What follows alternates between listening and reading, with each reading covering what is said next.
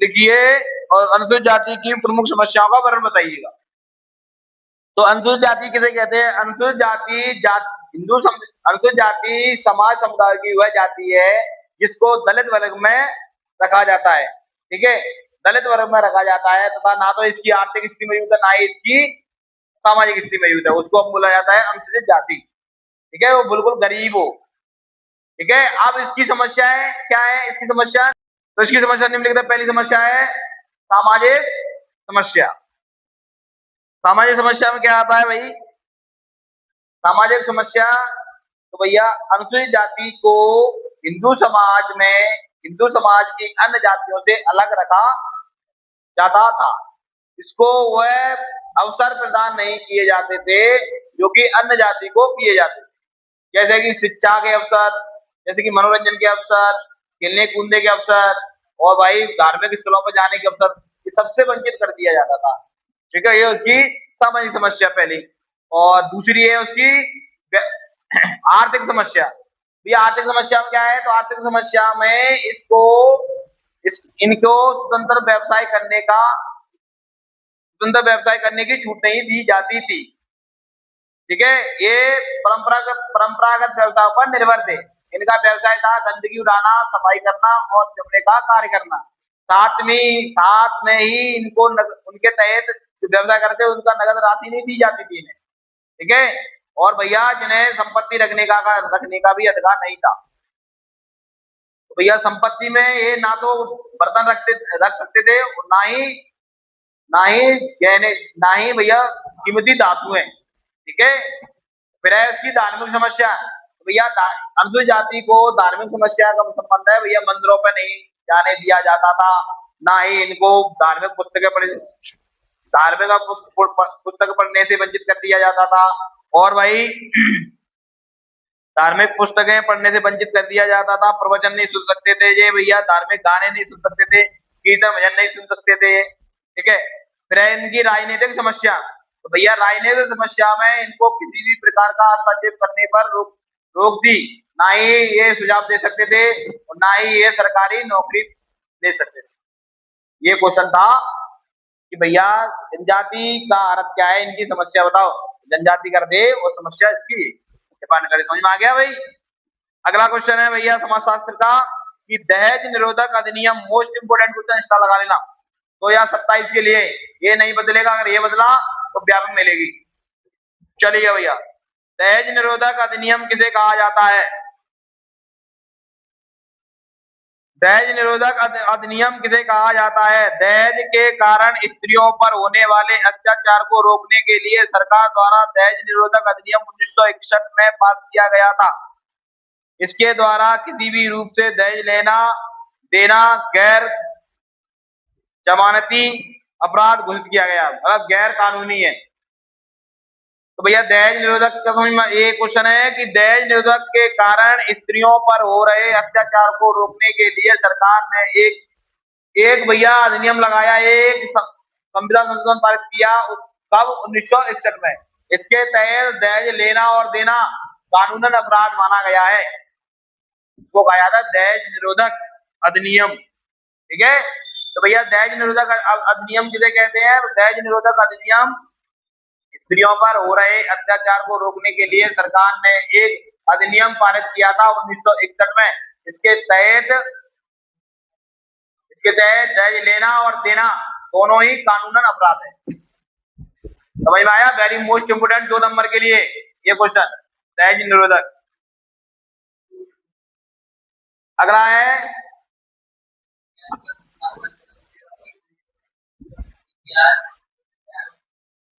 8:30 बजे का टाइम है। ठीक है भाई, तो अस्पष्टता क्या है? अस्पष्टता क्या है भाई? आम बोलचाल की भाषा में अस्पष्टता को छुआछूत कहते हैं।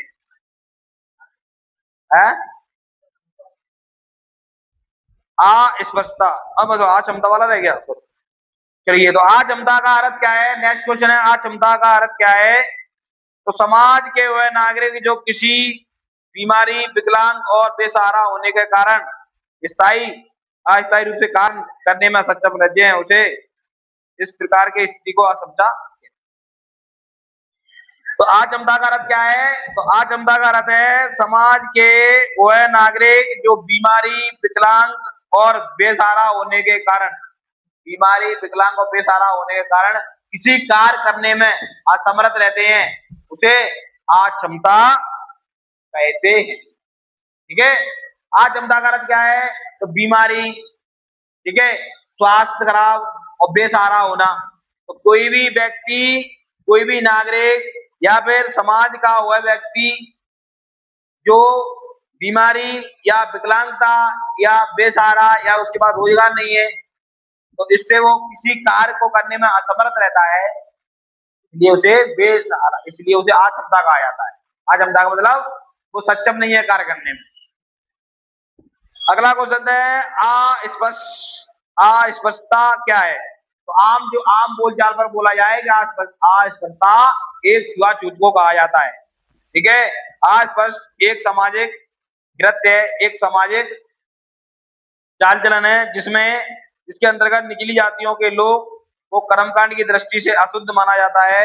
ऐसा भी माना जाता है कि जिनके स्पर्श करने से भी अन्य लोग अशुद्ध हो जाएंगे। ठीक है, अस्पर्श क्या है? तो अस्पर्श सिंपल भाषा में बोला जाए, अस्पर्श एक छुआछूत को कहा जाता है। ठीक है, अस्पर्श एक छुआछूत को कहा जाता है।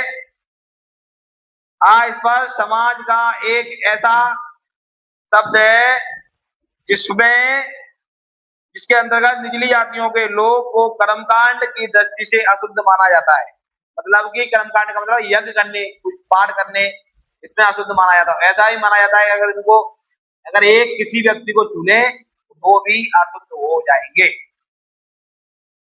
ठीक है, तो भैया समाज शास्त्र के 4 क्वेश्चन हो गए। अस्पर्श, दहेज निरोधक अधिनियम और अक्षमता का, और जात अनुसूचित जाति। ठीक है, छोटे छोटे क्वेश्चन है, इनको तो वैसे ही कर लेना, सुनाना भी कल। इतिहास दे दो वही,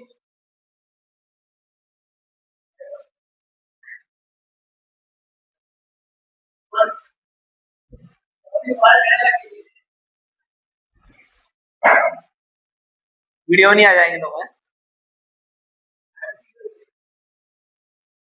हाँ, इतिहास में कौन सा चैप्टर भाई? किसके?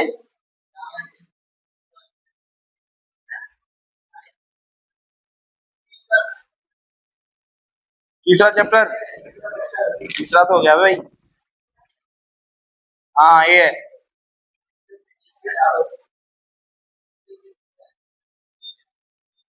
तीसरे नहीं है, चौथा चैप्टर चल रहा है, पितृवंशकता और मातृवंशकता में अंतर।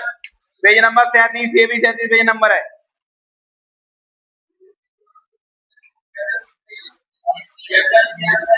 हाँ? तीसरा है, चलो ठीक है। तो भैया इतिहास का तीसरा चैप्टर का क्वेश्चन है आपका कि पितृवंशकता किसे कहा जाता है? पितृवंशकता मातृवंशकता में अंतर बताओ, बताओ रे अमन। पितृवंशकता मातृवंशकता में अंतर। हाँ, एक ही पॉइंट सुनाएगा, दूसरा पॉइंट।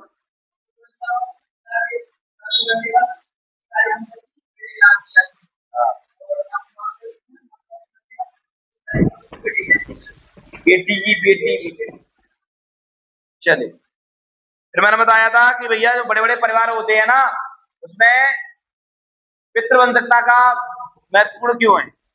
बड़े बड़े परिवार में पितृवंशकता क्यों महत्वपूर्ण है?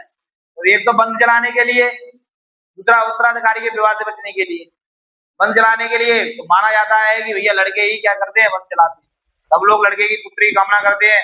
साथ ही जब बेटा पिता विवाह करता है तो पिता भी चाहता है कि मेरी बेटी को पुत्र धन की प्राप्ति हो।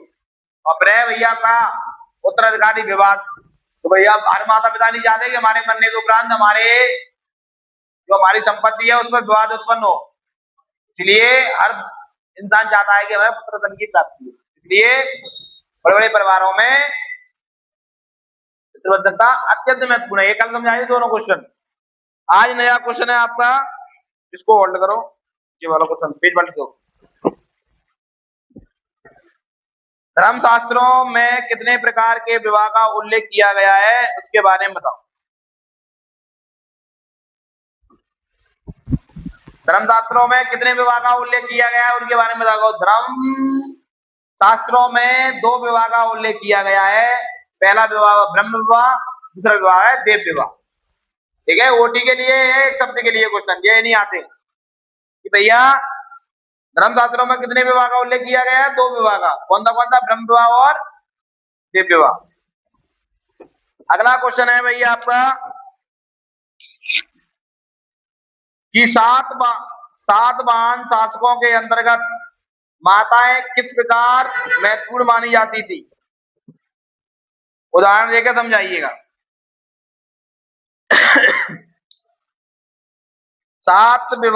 सातवाहन वंशों के अंतर्गत माताएं किस प्रकार महत्वपूर्ण मानी जाती थी, उदाहरण देकर समझाओ। तो सातवाहन शासकों को उनकी माता के नाम से चिन्हित किया जाता था, जिससे प्रतीत होता है कि सातवाहन शासन काल में माता महत्वपूर्ण थी। उदाहरण के लिए गोमती पुत्र सातकर्णी, जिससे अपनी माता के नाम से संबोधित किया गया था। तो बेटा क्या बोलोगे? सातवाहन शासकों को उनकी माता के नाम से दर्जा दिया गया है। तो इससे यह प्रतीत होता है कि सातवाहन में माता के नाम की अति महत्वपूर्ण बुद्धि। उदाहरण के लिए गौतमी के पुत्र सातकर्णी, जो माता के नाम से शोभित है। ठीक है, तो क्वेश्चन है आपका सातवाहन शासकों के अंतर्गत माता किस प्रकार महत्वपूर्ण मानी जाती थी। सातवाहन शासकों को उनकी माता के नाम से चिन्हित किया गया। सातवाहन में 7 बहना थी, सातवाहन शासक में 7 बहना थी, उनको माता के नाम से चिन्हित किया गया। इसलिए इससे प्रतीत होता है कि सातवाहन में माता का अत्यंत महत्वपूर्ण थी। उदाहरण के लिए गौतमी के पुत्र कौन? सातकर्णी, तो उनके माता के नाम से शोभित है। ठीक है, छोटा सा क्वेश्चन है, कितना बोलोगे? सातवाहन में माताओं का नाम चिन्ह देखने को मिला है। इससे यह प्रतीत होता है कि भाई सातवाहन में माताओं का नाम का दर्जा महत्वपूर्ण था। उदाहरण जरूर दे देना कि भाई गोमती का पुत्र सातकर्णी, जो माता के नाम से शोभित है।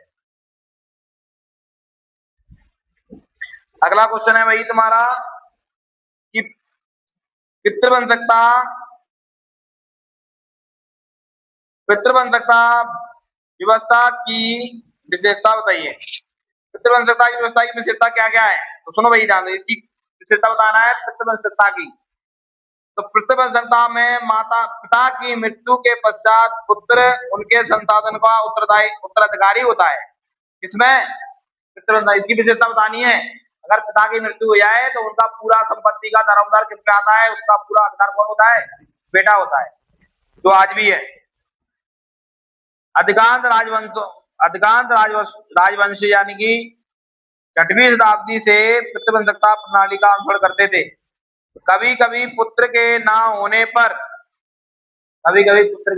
पर बंधु बंधवा भी गद्दी पर आसीन हो जाते थे।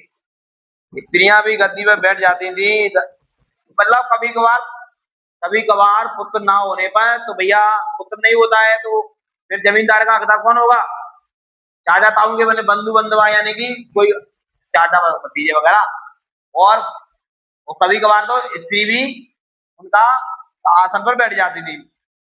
आगे है कि राजवंशों में पितृवंशकता के प्रति झुकाव ऋग्वैदिक काल से था। राजवंशों में प्रतिवंशकता का झुकाव किसमें था? ऋग्वैदिक काल में। ठीक है, तो बोलना कैसे है? पितृवंशकता की विशेषताएं लिखिए। पहली विशेषता है कि पिताजी के मृत्यु के पश्चात पिताजी की संपत्ति का अधिकार पुत्र को था। कभी कभार पुत्र ना होने के कारण बंधु या बंधुओं को सिंहासन में बैठा दिया जाता था, और कभी कभार नहीं तो स्त्री को सिंहासन में बैठा। और भाई मेरे पितृवंशकता ऋग वैदिक काल में बहुत बहुत महत्वपूर्ण थी। कब? ऋग वैदिक काल में। ठीक है, ऋग वैदिक काल में पितृवंशकता बहुत महत्वपूर्ण थी। 3 पॉइंट बोल देना, 2 नंबर का आएगा, 3 नंबर का नहीं आता। पितृवंशकता की विशेषता क्या है? तो मृत्यु के पश्चात पापा के जमींदार का अधिकार बेटा होगा। फिर पितृवंशकता कभी कभार बेटा ना होने के कारण भाई भतीजे को बैठा दिया जाता था आसन पर, और फिर भाई भतीजे को भी तो नहीं, फिर स्त्री को भी बैठा दिया जाता उनकी स्वयं पत्नी को। ठीक है, और पितृवंशकता का सबसे ज्यादा महत्व ऋग वैदिक काल में। ठीक है, तो ये 3 ही क्वेश्चन है समाज किसके, इतिहास के। धर्मशास्त्रों में विवाह कितने प्रकार के होते हैं? उल्लेख कीजिए। जो भी मत लगा, अभी और पढ़ाऊंगा एक और। 2 प्रकार के, कौन कौन से? ब्रह्म विवाह और दिव्य विवाह। Very good. 7 महान शासकों के अंतर्गत माताएं किस प्रकार महत्वपूर्ण मानी जाती थी? तो सातवां वंश में माता के नाम से चिन्हित देखने को मिला है। इससे यह प्रतीत होता है कि सातवाहन वंश माता के नाम से विख्यात था, महत्वपूर्ण था। उदाहरण के लिए गोमती का पुत्र सातकड़ी जो माता के नाम से शोभित है। फिर मैंने लास्ट क्वेश्चन बताया था कि पितृवंशकता की विशेषता लिखें। तो पितृवंशकता की विशेषता निम्नलिखित है। पहली विशेषता है पिताजी की मृत्यु के पश्चात पिताजी की संपत्ति का अधिकार बेटे को होगा। ठीक है, कभी कभार बेटा ना होने के कारण भाई भतीजे को गद्दी में बैठा दिया जाता था, और बेबी ना होने के पश्चात स्त्री को गद्दी पे बैठा दिया जाता था। और पितृवंशकता का महत्वपूर्ण काल ऋग वैदिक काल को माना जाता है। ठीक है, ऋग वैदिक काल में पितृवंशकता बहुत चरम सीमा पर। भाई भूगोल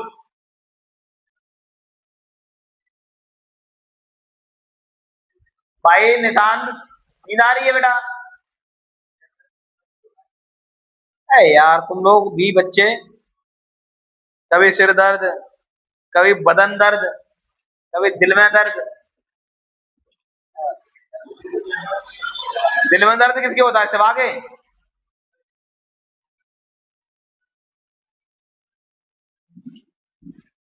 कौन सा क्वेश्चन है भाई? भाई इतिहास में वो भूगोल में बताओ क्या चल रहा था? पेज नंबर बोलो। 30।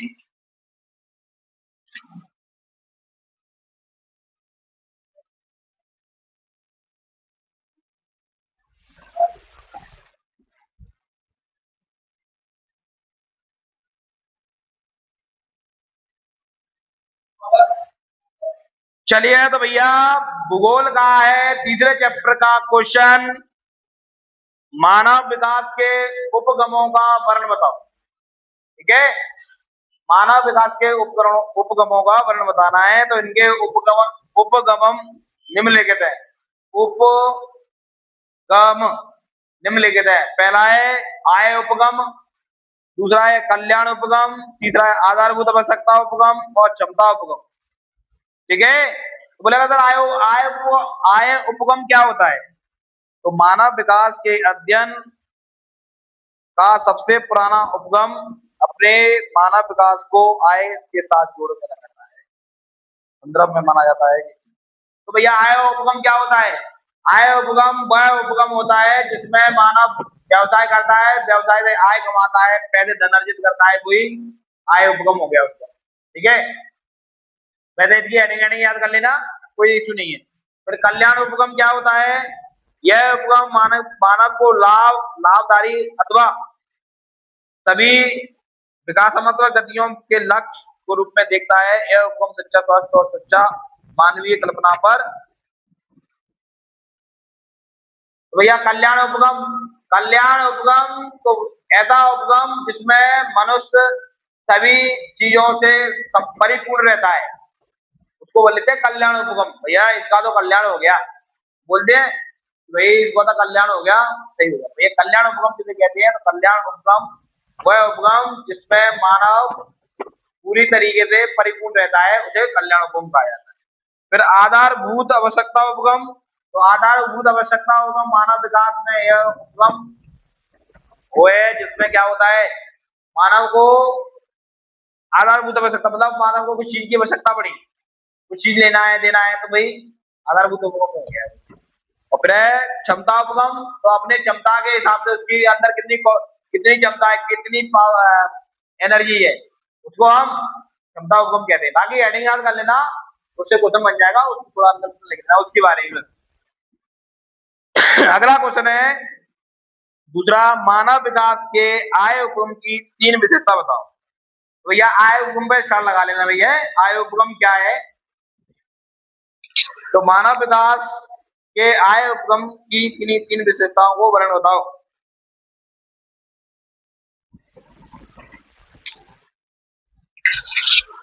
भैया आय उपगम मानव विकास का सबसे पुराना उपगम है। मानव विकास कब करेगा, जब उसकी आय ठीक ठाक होगी, ये भी तो विकास कर पाएगा मानव, है ना। आय आय यानी कि पैसा, तो आय आय की भी मानव विकास में आय उपगम की 3 विशेषता। तो पहली विशेषता है कि भैया आय उपगम है ना, तो मानव विकास का सबसे पुराना उपगम है। आय उपगम मानव विकास का पुराना उपगम है। दूसरा है, इस उपगम में मानव विकास को आय के साथ जोड़कर देखा जाता है, इसके अनुसार आय बढ़ने से ही मानव विकास हो जाएगा। तो भैया ऐसा इस उपगम में मानव विकास के आय के साथ जोड़कर देखा, इस उपगम में जो मानव का विकास होता है ना, उसको आय के साथ जोड़ दिया जाता है। मानव विकास होगा तो आय के साथ जुड़ दिया, आय यानी कि पैसे के साथ जुड़ दिया जाता है। जब आय बढ़ेगा तो मानव विकास भी बढ़ेगा, ऐसा है, ठीक है। और तीसरा लास्ट पॉइंट है, आय का स्तर ऊंचा होने पर मानव विकास भी ऊंचा होगा। आय का स्तर ऊंचा होने पर मानव विकास भी ऊंचा होगा। तो भैया क्वेश्चन है कि मानव विकास के आय उपगम की 3 विशेषता लिखें। तो भाई पहली विशेषता है कि मानव विकास सॉरी आय उपगम मानव विकास का पुराना उपगम है, ठीक है। आय उपगम मानव विकास का पुराना उपगम है। अब दूसरा पॉइंट है कि भैया मानव विकास और उसकी आय उपगम को दोनों को जोड़ा जाए तो जब आय बढ़ेगी तो मानव विकास भी बढ़ेगा। अगला लास्ट पॉइंट है कि भाई आय का स्तर ऊंचा होने से, आय का स्तर ऊंचा होने पर मानव विकास भी ऊंचा होगा। सिंपल भाई, ओके डन। आज के लिए पर्याप्त, कल मिलेंगे सुबह 6 बजे। Okay done.